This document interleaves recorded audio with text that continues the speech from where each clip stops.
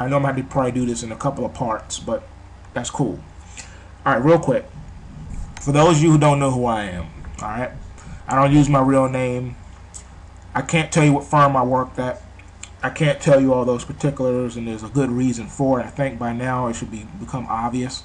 So I go by Vulcan or PulseScan, okay? PulseScan is the name of the algorithm, the system that I developed. Took me a decade to do it, but there it is. It exists. All right? That's what I use when I do my commentaries every day. Well, how did I get my start? Where did I come from? I started on Wall Street working in derivatives, okay? I was a principal at a firm, and I also ran the trading desk. So I know a little something about trading and putting orders in, order types and terminology and all that good stuff. So here's the facts. All right. When you put a trade into the market, now remember back in the day when I started, the internet trading thing did not exist. We had to pick up the phone and call down to the floor, the trading floor, New York Stock Exchange, Chicago Mercantile Exchange, Chicago Board of Trade. That's what we had to do. And we had to talk to the broker on the phone and say, look, place my trade, or talk to the desk down there and say, place my trade, whatever. Okay. Anyway, that's how we got down. It wasn't until about maybe the second year of my career that the internet really started to take off as far as electronic trading and stuff. I remember we were one of the first people to actually have one of the prototypes and whatnot.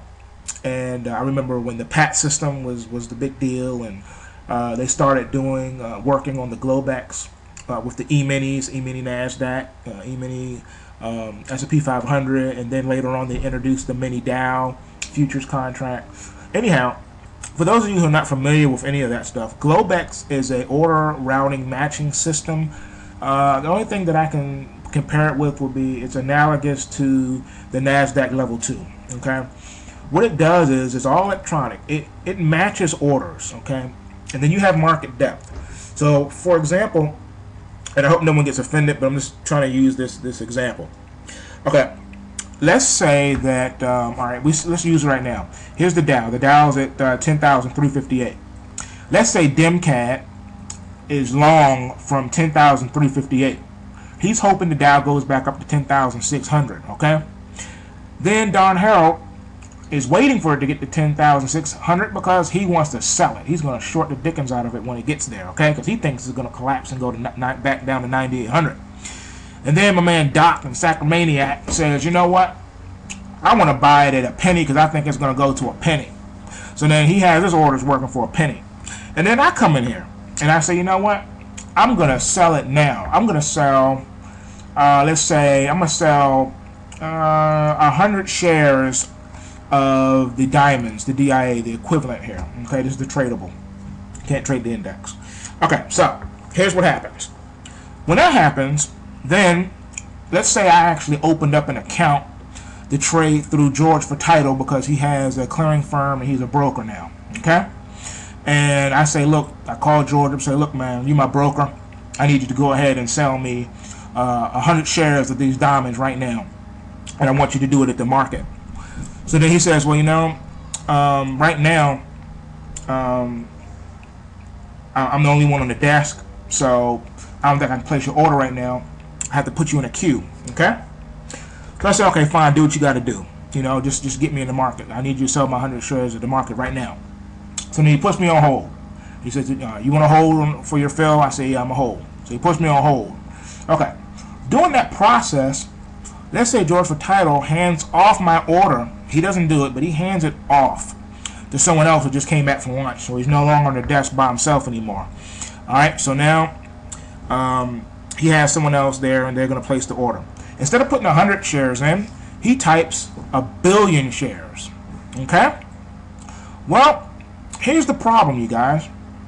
When you're trading, all right, the retail investor like myself, okay, we have limit requirements. We have margin requirements. I just can't go in and say, I want to buy 1 trillion shares of Apple. It doesn't work like that. You got to have enough money in your account to cover that. All right. Now, here's the rub. When you're trading futures like the the NASDAQ, E-mini NASDAQ, E-mini S&P 500, not only are there initial margin requirements, but there are also maintenance margin requirements.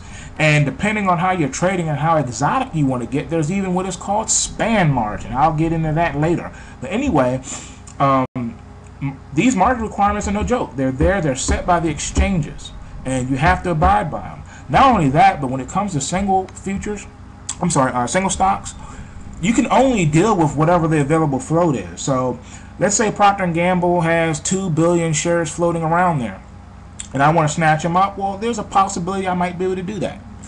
But if they only have 1 million shares afloat, then there's no way in the world I can sell 2 billion or buy 2 billion, right? Duh. So even if it were possible, and in some cases it can be, a fat finger error or an error made at the desk, George for title goes in and shorts me 100 shares when I told him to buy me 100 shares. That's an error. Now, in a situation like that, the firm eats the error, not me, because all the conversations on the trading desk are recorded. Okay, so if it's an error in my favor, I can keep the error. And usually, if I did the error, right, what happens is they split. You can do a split where the broker gets to keep some of the error and you get to keep some of the error. It just depends on whose error it is and what the situation is. Okay, in a case in point like that, that's how that's handled. But when entering the electronic phase of trading, okay, here's how this works. If my fingers hit sell instead of buy, or buy instead of sell, or whatever, that's on me. Even if I have enough money in my account to cover the trade, whatever error it is, that's on me. Whether it's good or bad, happy or sad, I have to deal with that. However, if my broker messes the order up and I have proof that I electronically said go ahead. Matter of fact, let me just show you something real quick, because I want you to really get what I'm saying here when it comes to trading. So let's see here. We're gonna go ahead and trade. We're gonna create a trade ticket. And I'm going to buy, let's say here, I'm going to buy, let's see here, that's what, it's 1,000, that's 1 million shares of this ticker symbol right now. Let's go ahead and place this order. Let's see what happens. And this is going to be a market order. Okay, just place the order.